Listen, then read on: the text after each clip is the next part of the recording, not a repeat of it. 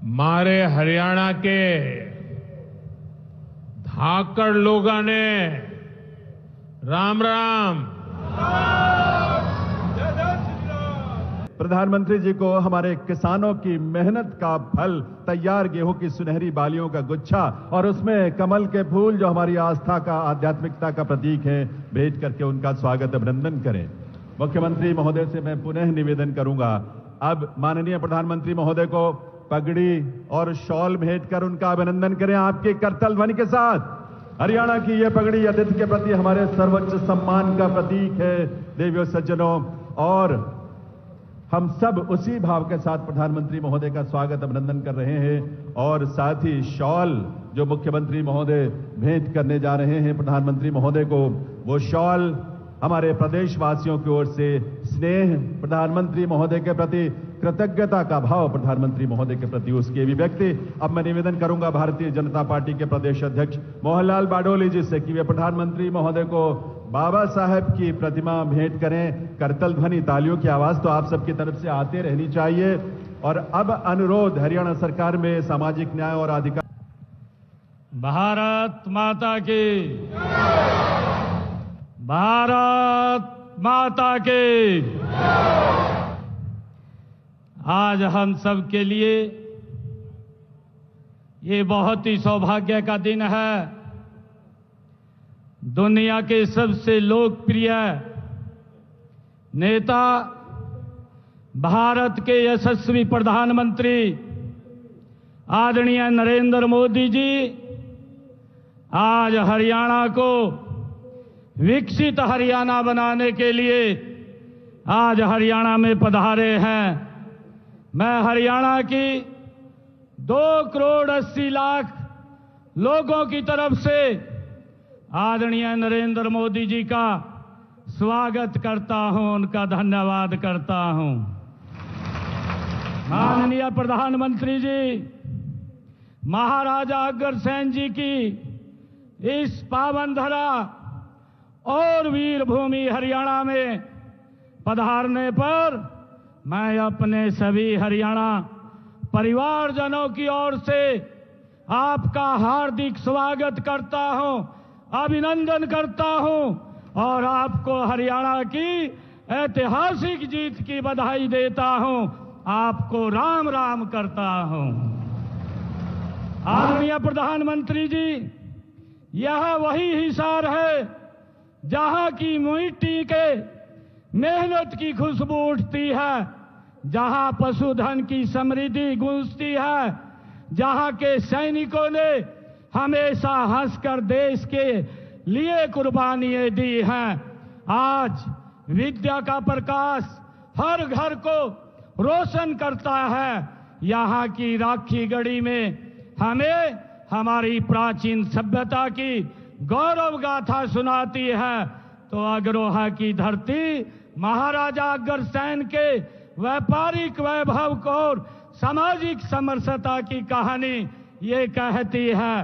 आदरणीय प्रधानमंत्री जी, आपके आशीर्वाद से अब हमारे खेतों में सिर्फ फसलें नहीं, उम्मीदें भी लहलहाती हैं। आपके आगमन से यह ऐतिहासिक धरा विकास के सुनहरे पथ पर दौड़ पड़ी है। हिसार की हवा आज एक नया जोश है, एक नई चमक है।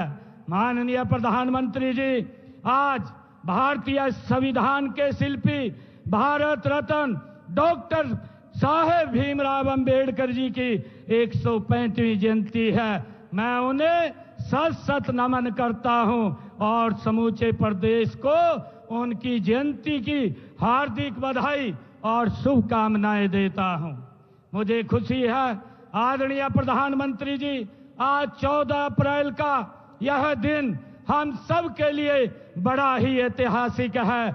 आज हम सब उस क्षण के साक्षी बन रहे हैं जब इस पावन भूमि पर नवनिर्मित महाराजा अग्रसेन हवाई अड्डे से भगवान श्री राम की नगरी अयोध्या में महर्षि वाल्मीकि अंतर्राष्ट्रीय हवाई अड्डे तक हवाई उड़ानों का शुभारंभ हो रहा है। और साथ ही हरियाणा के इस पहले एयरपोर्ट के टर्मिनल के भवन का भी आपके कर कमलों द्वारा आज शिलान्यास हो रहा है। माननीय प्रधानमंत्री जी, रामनवमी के अवसर पर आपने श्रीलंका में राम सेतु के दर्शन किए, जो हमारी सांस्कृतिक धरोहर का एक जीवंत प्रमाण है।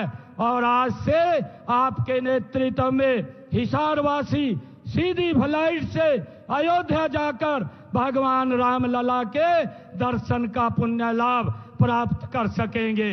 आदरणीय प्रधानमंत्री जी, यह केवल एक हवाई सेवा नहीं, बल्कि हमारी आस्था और संस्कृति को जोड़ने वाली एक अनमोल कड़ी है। माननीय प्रधानमंत्री जी, आपका हरियाणा से अपना एक अलग रिश्ता है और हरियाणा के लोगों का भी आपसे अपना एक अलग ही प्रेम और लगाव है। आप विधानसभा चुनाव के दौरान 28 दिसंबर 2024 को हिसार आए थे। आपने इसी स्थल से हरियाणा की जनता से तीसरी बार भारतीय जनता पार्टी की सरकार बनाने का वायदा लिया था। माननीय प्रधानमंत्री जी, मुझे आज यह कहते हुए गर्व महसूस हो रहा है कि हरियाणा के लोगों ने आपसे किया हुआ अपना वायदा पूरा कर दिया है। माननीय प्रधानमंत्री जी, जो ऐतिहासिक जीत हरियाणा में भारतीय जनता पार्टी को मिली है, यह जीत हरियाणा की जनता का आपके ऊपर विश्वास की जीत है। यह जीत आपकी नीति की जीत है, यह जीत आपकी नीयत की जीत है और आपके नेतृत्व की जीत है। माननीय प्रधानमंत्री जी, हम सौभाग्यशाली हैं कि हमें आपका कुशल नेतृत्व मिला, ये उसकी जीत है। यह जीत आपके मार्गदर्शन में हो रहे हरियाणा के विकास की जीत है। माननीय प्रधानमंत्री जी, मुझे आज आपको यह बताते हुए खुशी हो रही है कि तीसरी पारी के 100 दिनों के अंदर अंदर ही हमने अपने संकल्प पत्र के 19 वायदे पूरे किए हैं। 90 वायदों पर काम शुरू हो चुका है और बाकी सभी भी तेज गति से काम हो रहा है। माननीय प्रधानमंत्री जी, हरियाणा आपके मार्गदर्शन और कुशल नेतृत्व में डबल इंजन की सरकार से ट्रिपल इंजन सरकार बन गई है और 3 गुना रफ्तार से आगे बढ़ रही है। माननीय प्रधानमंत्री जी, हमने अपनी माताओं बहनों से लाडो लक्ष्मी योजना की शुरुआत का वायदा किया था। मुझे बताते हुए खुशी हो रही है कि हमने पहले ही बजट में हमने इस योजना के लिए 5,000 करोड़ रुपए का प्रावधान कर दिया है। माननीय प्रधानमंत्री जी, जब आप 28 सितंबर 2024 को इसी सभा स्थल पर हिसार आए थे, तब एक वादा मैंने पूरे हरियाणा की ओर से आपको किया था और वह था कि हरियाणा में तीसरी बार भारतीय जनता पार्टी की सरकार बनते ही हम आपको हिसार एयरपोर्ट के उद्घाटन के लिए बुलाएंगे। और आपने भी वायदा किया था और गारंटी भी दी थी कि सरकार बनते ही एयरपोर्ट के काम में गति भी आएगी और इसका उद्घाटन करने भी आएंगे। माननीय प्रधानमंत्री जी, मुझे खुशी है कि आज यह दोनों वायदे भी पूरे हो गए हैं। माननीय प्रधानमंत्री जी, आजादी के इतने वर्षों बाद भी देश के कई हिस्सों में हवाई संपर्क न होने से आम व्यक्ति के लिए हवाई यात्रा करना एक हवाई सपना ही था। हर देशवासी की इस सपने को साकार करने का काम माननीय प्रधानमंत्री श्री नरेंद्र मोदी जी ने आपने उड़ान योजना की शुरुआत करके किया। माननीय प्रधानमंत्री जी, आज यहाँ आपके कर कमलों द्वारा एयरपोर्ट के दूसरे टर्मिनल के भवन का शिलान्यास भी हो रहा है और यहाँ से अयोध्या, जम्मू, अहमदाबाद, जयपुर और चंडीगढ़ के लिए लगातार हवाई उड़ानों का क्रम भी शुरू हो जाएगा। इसका लाभ हरियाणा के साथ साथ पंजाब, राजस्थान के लोगों को भी मिलेगा। प्रदेश का पहला एयरपोर्ट आपके आशीर्वाद से मिला है, इसके लिए आपका बहुत बहुत धन्यवाद करता हूं। माननीय प्रधानमंत्री जी, हरियाणा अगर आज 3 गुना रफ्तार से आगे बढ़ रहा है तो इसका कारण आप हैं, आपका नेतृत्व है, आपका मार्गदर्शन है, आपकी सोच है और आपका विजन है। माननीय प्रधानमंत्री जी, आज आपके कर कमलों से हरियाणा की एक नई दिशा, नई उड़ान और नए युग का आरंभ हो रहा है। माननीय प्रधानमंत्री जी, मैं आपको हरियाणा के 2 करोड़ 80 लाख लोगों की ओर से ये विश्वास दिलाता हूं कि आपके विकसित भारत के सपने को पूरा करने में हरियाणा का स्थान और हरियाणा का योगदान दोनों अग्रणी रहेंगे। मैं एक बार फिर पूरे धाकड़ हरियाणा की ओर से देश के धाकड़ प्रधानमंत्री जी का इस पवित्र भूमि पर स्वागत करता हूं, अभिनंदन करता हूं, धन्यवाद करता हूं। जय हिंद, जय भारत, जय भारत मां।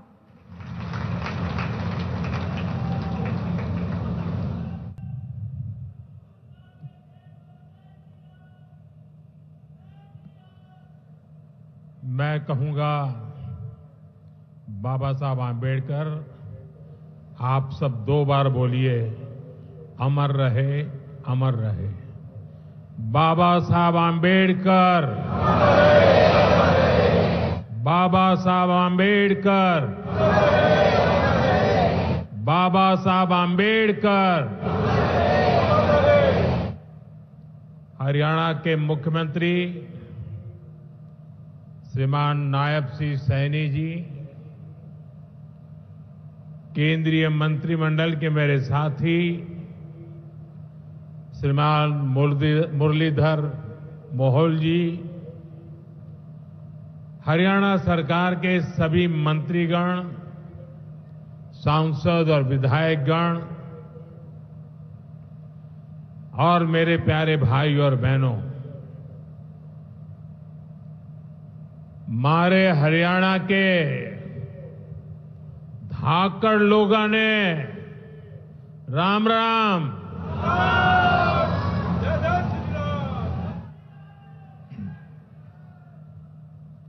ठाडे जवान, ठाडे खिलाड़ी और ठाडा भाईचारा, यो से हरियाणा की पहचान।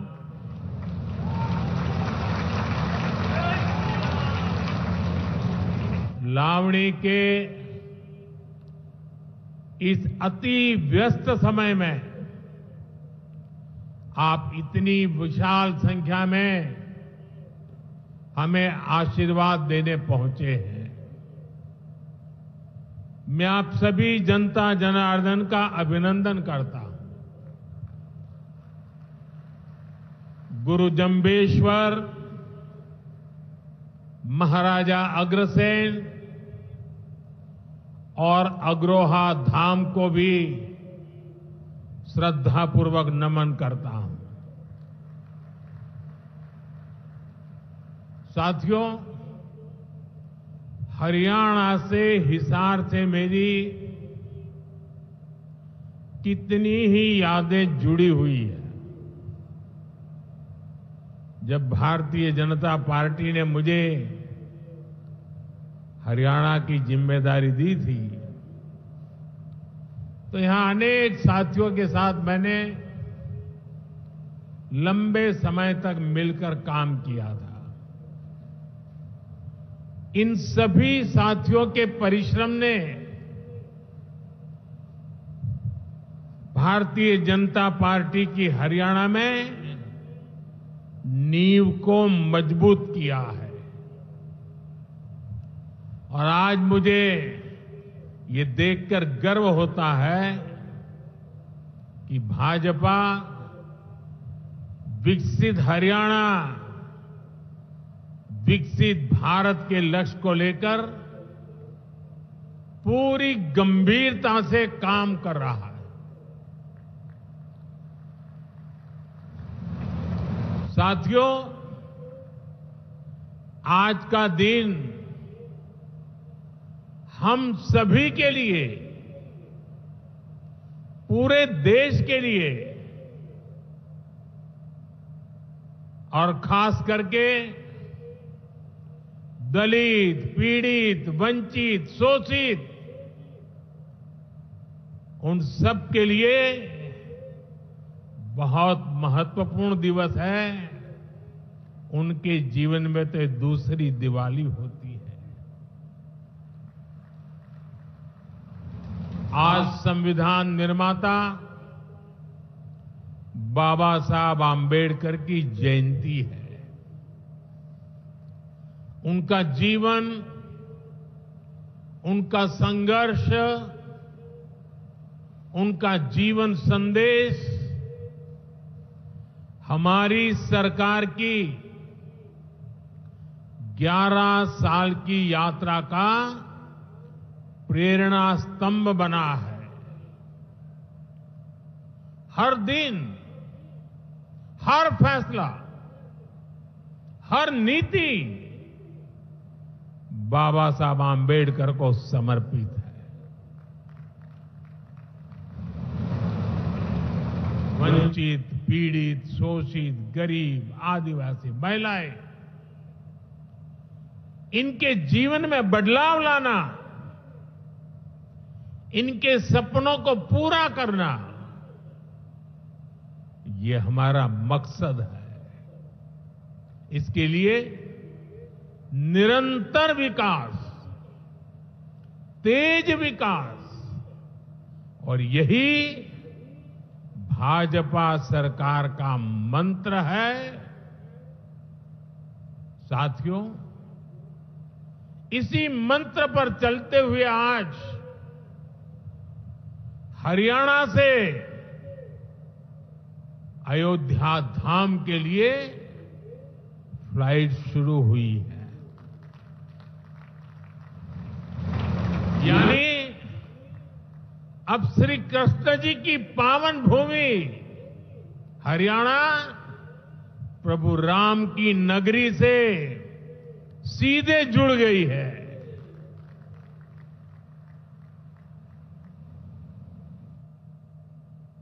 अग्रसेन हवाई अड्डे से वाल्मीकि हवाई अड्डे आज सीधी उड़ान भरी जा रही है।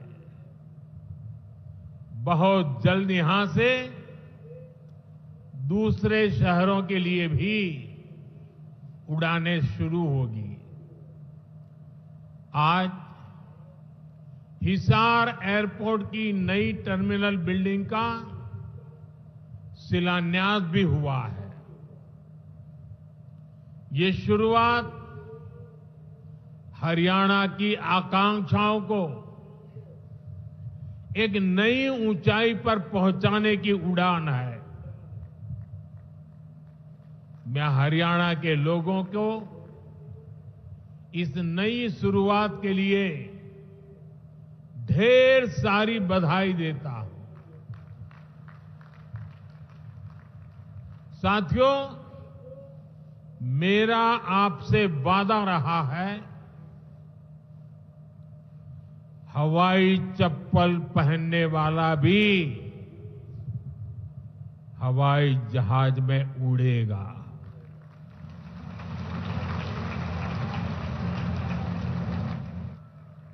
और ये वायदा हम देश में चारों तरफ पूरा होता देख रहे हैं। बीते 10 सालों में करोड़ों भारतीयों ने जीवन में पहली बार हवाई सफर की है। हमने वहां भी नए एयरपोर्ट बनाए जहां कभी अच्छे रेलवे स्टेशन तक नहीं थे। 2014 से पहले देश में 74 एयरपोर्ट थे। सोचिए, 70 साल में 74। आज देश में एयरपोर्ट की संख्या 150 के पार हो गई है।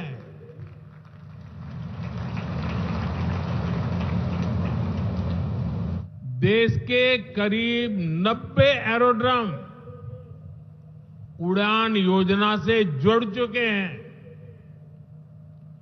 600 से अधिक रूट पर उड़ान योजना के तहत हवाई सेवा चल रही है। इनमें बहुत कम पैसों में लोग हवाई यात्रा कर रहे हैं और इसलिए आज हर साल हवाई यात्रा करने वालों का नया रिकॉर्ड बन रहा है। हमारी एयरलाइन कंपनियों ने भी रिकॉर्ड संख्या में 2000 नए जहाजों का, हवाई जहाजों का ऑर्डर दिया है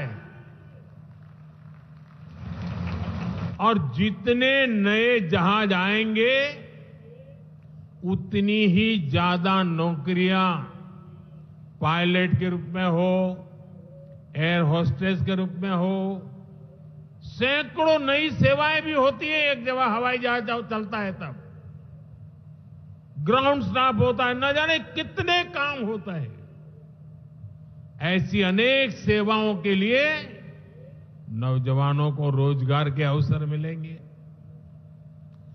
इतना ही नहीं, हवाई जहाज के मेंटेनेंस से जुड़ा एक बड़ा सेक्टर भी अनगिनत रोजगार बनाएगा। हिसार का ये एयरपोर्ट भी हरियाणा के नौजवानों के सपनों को नई ऊंचाई देगा। साथियों, हमारी सरकार एक तरफ कनेक्टिविटी पर बल दे रही है, दूसरी तरफ गरीब कल्याण और सामाजिक न्याय भी सुनिश्चित कर रही है। और यही तो बाबा साहब आंबेडकर का सपना था। हमारे संविधान निर्माताओं की यही आकांक्षा थी। देश के लिए मरने मिटने वालों का भी यही सपना था। लेकिन हमें ये कभी भूलना नहीं है कि कांग्रेस ने बाबा साहब आंबेडकर के साथ क्या किया।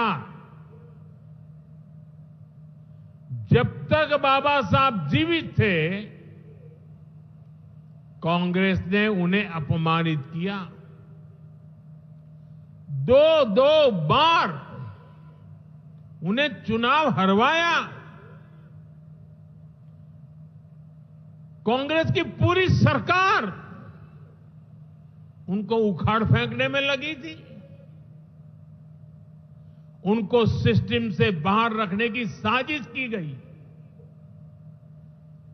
जब बाबा साहब हमारे बीच नहीं रहे तो कांग्रेस ने उनकी याद तक मिटाने की कोशिश की। कांग्रेस ने बाबा साहब के विचारों को भी हमेशा के लिए खत्म कर देना चाहा। डॉक्टर अंबेडकर संविधान के संरक्षक थे। कांग्रेस संविधान की भक्षक बन गई है। डॉक्टर अंबेडकर समानता लाना चाहते थे, लेकिन कांग्रेस ने देश में वोट बैंक का वायरस फैला दिया। साथियों, बाबा साहब चाहते थे कि हर गरीब, हर वंचित गरिमा से जी सके, सर ऊंचा करके जिए, वो भी सपने देखें, अपने सपने पूरे कर सके। लेकिन कांग्रेस ने एससी, एसटी ओबीसी को सेकंड क्लास सिटीजन बना दिया। कांग्रेस के लंबे शासनकाल में कांग्रेस के नेताओं के घर में स्विमिंग पूल तक पानी पहुंच गया, लेकिन गांव में नल से जल नहीं पहुंचा। आजादी के 70 साल बाद भी गांवों में सिर्फ 16% घरों में नल से जल आता था। सोचिए, 100 घर में से 16 घर में। इससे सबसे ज्यादा प्रभावित कौन थे? इससे एससी, एसटी, ओबीसी सबसे ज्यादा प्रभावित थे। अरे उनकी इतनी ही चिंता थी, आज जो गली गली में जाके भाषण झाड़ रहे हैं, अरे कम से कम मेरे एससी, एसटी, ओबीसी भाइयों के घर तक अरे पानी तो पहुंचा देते। हमारी सरकार ने 6-7 साल में 12 करोड़ से ज्यादा ग्रामीण घरों में नल कनेक्शन दिए हैं। आज गांव के 80% घरों में, यानी पहले 100 में से 16, आज 100 में से 80 घरों में नल से जल आता है। और बाबा साहब का आशीर्वाद है, हम हर घर तक नल से जल पहुंचाएंगे। शौचालय के अभाव में भी सबसे बुरी स्थिति एससी, एसटी, ओबीसी समाज की ही थी। हमारी सरकार ने 11 करोड़ से ज्यादा शौचालय बनवाकर वंचितों को गरिमा का जीवन दिया है। साथियों, कांग्रेस के जमाने में एससी, एसटी, ओबीसी के लिए बैंक का दरवाजा तक नहीं खुलता था। बीमा, लोन, मदद, ये सारी बातें सब सपना था। लेकिन अब जनधन खातों के सबसे बड़े लाभार्थी मेरे एससी, एसटी, ओबीसी के भाई बहन हैं। हमारे एससी, एसटी, ओबीसी भाई बहन आज गर्व से जेब में से रुपए कार्ड निकाल करके दिखाते हैं। जो अमीरों के जेब में कभी रुपए कार्ड हुआ करते थे, वो रुपए कार्ड आज मेरा गरीब दिखा रहा है। साथियों, कांग्रेस ने हमारे पवित्र संविधान को सत्ता हासिल करने का एक हथियार बना दिया। जब जब कांग्रेस को सत्ता का संकट दिखा, उन्होंने संविधान को कुचल दिया। कांग्रेस ने आपातकाल में संविधान की स्पिरिट को कुचला, ताकि जैसे तैसे सत्ता बनी रहे। संविधान की भावना है कि सबके लिए एक जैसी नागरिक संहिता हो, जिसे मैं कहता हूं सेक्युलर सिविल कोड। लेकिन कांग्रेस ने इसे कभी लागू नहीं किया। उत्तराखंड में भाजपा सरकार आने के बाद सेक्युलर सिविल कोड, समान नागरिकता संहिता ये लागू हुई, डंकी की चोट पर लागू हुई। और देश का दुर्भाग्य देखिए, संविधान को जेब में लेकर के बैठे हुए लोग, संविधान पर बैठ गए हुए लोग, ये कांग्रेस के लोग उसका भी विरोध कर रहे हैं। साथियों, हमारे संविधान ने एससी, एसटी, ओबीसी के लिए आरक्षण का प्रावधान किया, लेकिन कांग्रेस ने उनको आरक्षण पहुंचा कि नहीं पहुंचा, उनके बच्चों को शिक्षा के लिए सुविधाएं प्रारंभ मिलना शुरू हुआ कि नहीं हुआ, एससी, एसटी, ओबीसी के कोई व्यक्ति अधिकार से वंचित तो नहीं रह गए, उसकी कभी परवाह नहीं की। लेकिन राजनीतिक खेल खेलने के लिए कांग्रेस ने बाबा साहब आंबेडकर ने जो सपना देखा था, सामाजिक न्याय के लिए संविधान में जो व्यवस्था की थी, उसको भी पीठ में छुरा भोंककर उस संविधान के उस प्रावधान को तुष्टीकरण का माध्यम बना दिया। अभी आपने भी समाचारों में सुना होगा, कर्नाटका की कांग्रेस सरकार ने टेंडर में भी अब एससी, एसटी, ओबीसी के अधिकार छीन करके धर्म के आधार पर आरक्षण दे दिया, जबकि संविधान में बाबा साहब आंबेडकर ने साफ साफ शब्दों में चर्चा में कहा था कि संविधान में कतई धर्म के आधार पर आरक्षण की व्यवस्था नहीं की जाएगी। और हमारे संविधान ने धर्म के आधार पर आरक्षण के लिए प्रतिबंध लगाया हुआ है। साथियों, कांग्रेस की तुष्टीकरण की इस नीति का बहुत बड़ा नुकसान मुस्लिम समाज को भी हुआ है।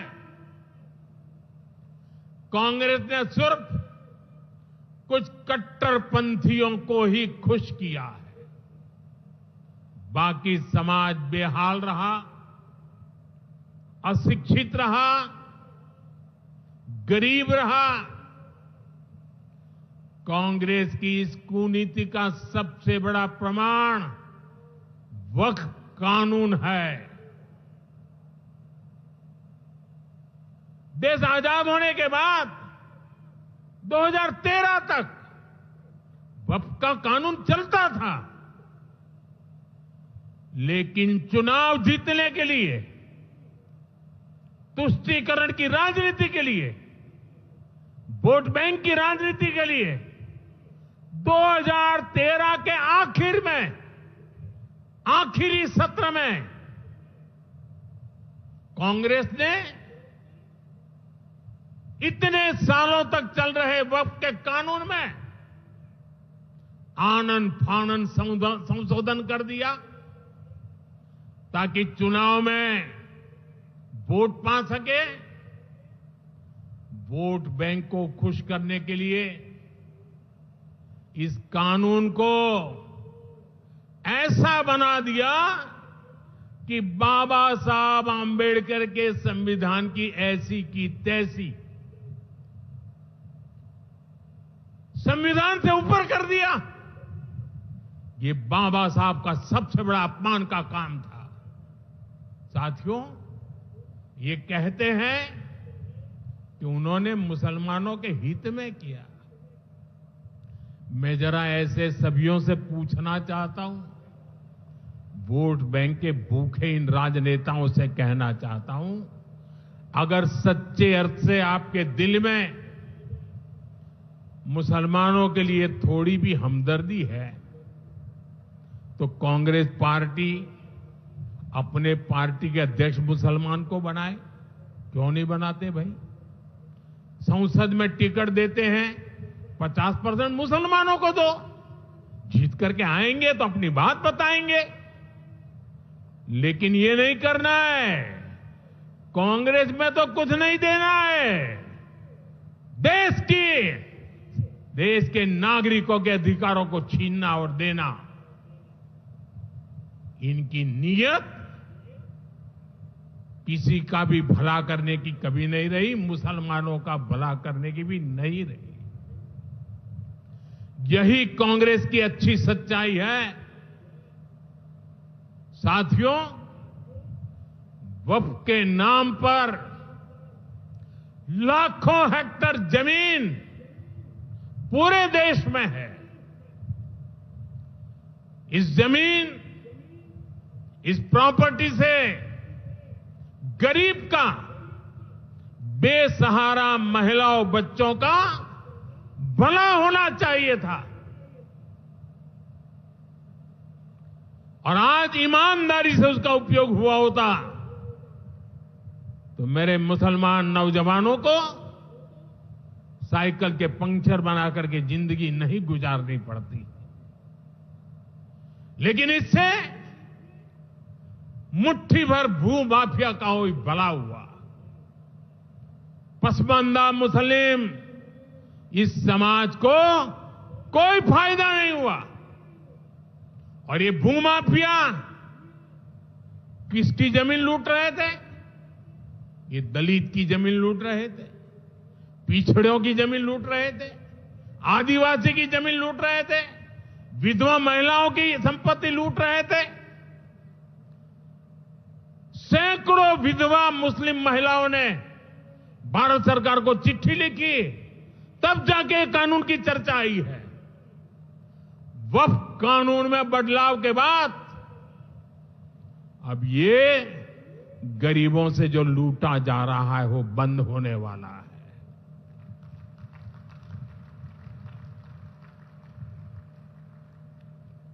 और सबसे बड़ी बात, हमने एक बहुत बड़ा जिम्मेदारीपूर्ण महत्वपूर्ण काम किया है। हमने इस वक्फ कानून में एक और प्रावधान किया है। अब नए कानून के तहत, वक्फ के कानून के तहत, किसी भी आदिवासी की जमीन को हिंदुस्तान के किसी भी कोने में आदिवासी की जमीन को, उसके घर को, उसकी संपत्ति को ये वक्फ बोर्ड हाथ भी नहीं लगा पाएगा।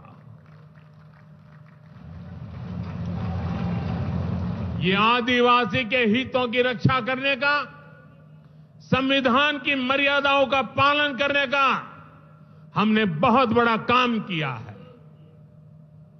नए प्रावधानों से वक्फ की भी पवित्र भावना का सम्मान होगा। मुस्लिम समाज के गरीब और पसमानदा परिवारों, मुस्लिम महिलाओं, खास करके मुस्लिम विधवाओं को, मुस्लिम बच्चों को उनका हक भी मिलेगा और भविष्य में उनका हक सुरक्षित रहेगा। और यही तो बाबा साहब आंबेडकर ने संविधान के स्पिरिट में हमें काम दिया हुआ है। यही असल स्पिरिट है, यही असली सामाजिक न्याय है। साथियों, हमारी सरकार ने 2014 के बाद बाबा साहब आंबेडकर की प्रेरणा को आने वाली पीढ़ियों तक पहुंचाने के लिए अनेक महत्वपूर्ण कदम उठाए। बाबा साहब देश और दुनिया में जहां जहां रहे वे सभी स्थान उपेक्षित थे।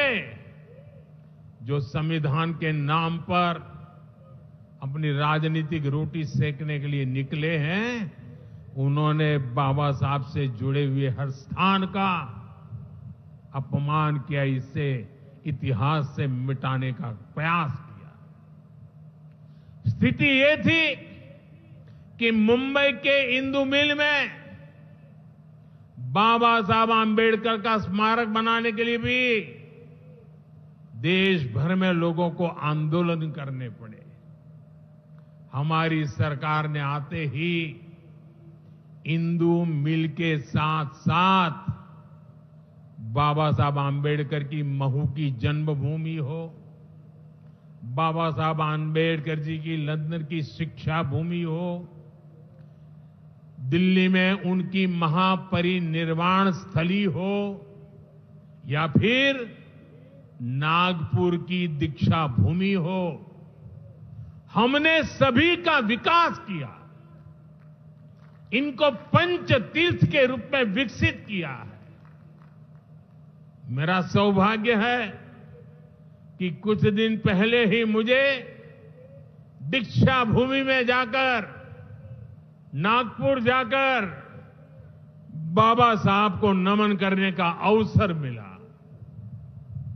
साथियों, कांग्रेस के लोग सामाजिक न्याय की बड़ी बड़ी बातें करते हैं,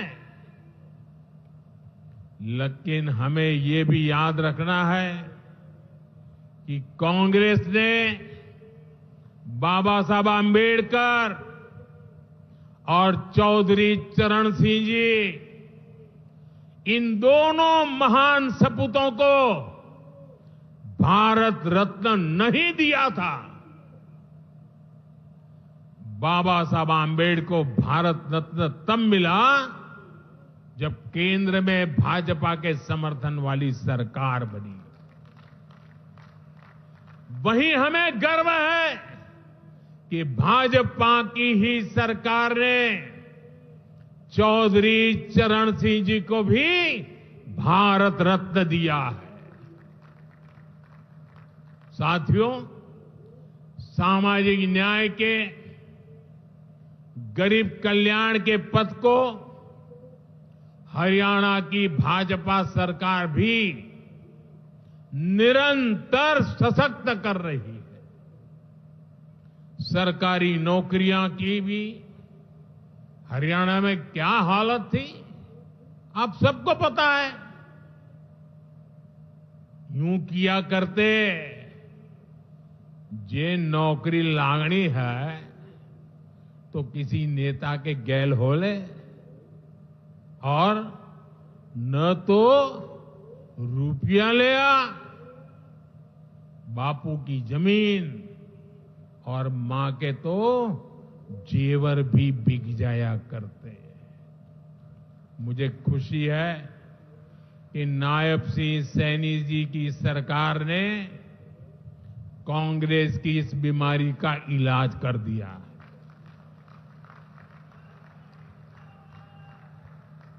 बिना खर्ची, बिना पर्ची के नौकरियां देने का जो ट्रैक रिकॉर्ड हरियाणा का है, वो अद्भुत है। और मुझे गर्व है कि मुझे ऐसे साथी मिले हैं, ऐसी साथी सरकार मिली है।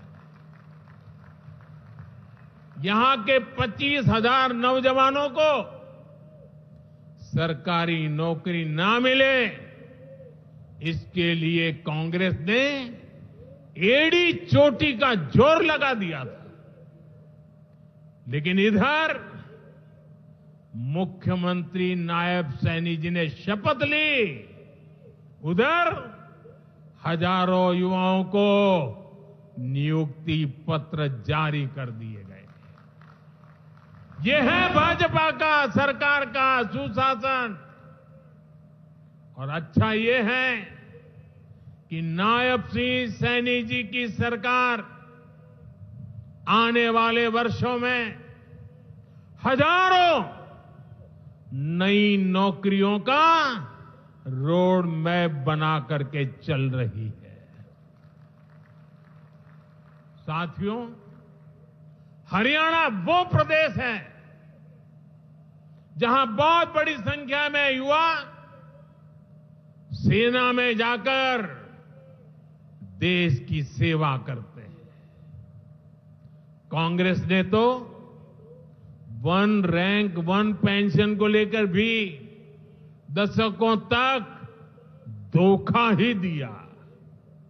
ये हमारी सरकार है जिसने वन रैंक वन पेंशन योजना लागू की। अब तक हरियाणा के पूर्व फौजियों को भी OROP के वन रैंक वन पेंशन के 13,500 करोड़ रुपए 13,500 करोड़ रुपए दिए जा चुके हैं। आपको याद होगा, इसी योजना पर झूठ बोलते हुए कांग्रेस सरकार ने पूरे देश के फौजियों के लिए सिर्फ 500 करोड़ रुपए का प्रावधान किया था। अब आप सोचिए, अकेले हरियाणा में 13,500 करोड़, और कहां 500 करोड़, कैसी आंख में धूल डालने की प्रवृत्ति थी। कांग्रेस किसी की सगी नहीं है, वो सिर्फ सत्ता की सगी है। वो न दलितों की सगी है, न पिछड़ों की सगी है, न मेरे देश की माता बहन बेटियों की सगी है, और न ही वो मेरे फौजियों की सगी है। साथियों, मुझे पूरा विश्वास है कि हरियाणा विकसित भारत के संकल्प को मजबूती देगा। खेल हो या फिर खेत, हरियाणा की मिट्टी की खुशबू दुनिया भर में महक बिखेरती रहेगी। मुझे हरियाणा के अपने बेटे बेटियों पर बहुत भरोसा है। ये नया एयरपोर्ट, ये नई उड़ान हरियाणा के सपनों को पूरा करने की प्रेरणा बने। और इतनी विशाल संख्या में आप आशीर्वाद देने आए, ये मेरा सौभाग्य है। मैं आपको सर झुका करके नमन करता हूं और अनेक सफलताओं के लिए अनेक अनेक शुभकामनाएं देता हूं, बहुत बहुत बधाई देता हूं। मेरे साथ बोलिए, भारत माता की, भारत माता की, भारत माता की। बहुत बहुत धन्यवाद।